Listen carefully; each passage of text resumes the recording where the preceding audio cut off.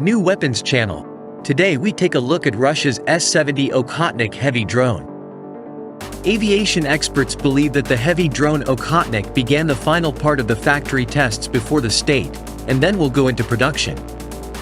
Channel New Weapons recalls, the drone can be used as a wingman for the fighter-interceptor Su-57, as well as independently launch missile and bomb strikes against ground and air targets. Earlier it was reported that the newest Russian drone has already conducted test launches of Kh-38M and Kh-59 Mk2 missiles, as well as bombing with unguided bombs. The munitions were fired at small camouflaged targets, and the tests showed the drone's excellent accuracy. Analysts predict that Russia may accelerate the start of mass production of the stealth jet drone. The S-70 Okhotnik gives Russia new capabilities in the air, especially as a faithful wingman that can strike ground targets, conduct reconnaissance and correct missile strikes.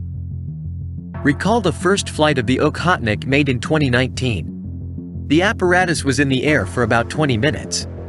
And a month later, a joint flight of the drone and the Su-57 fighter aircraft took place.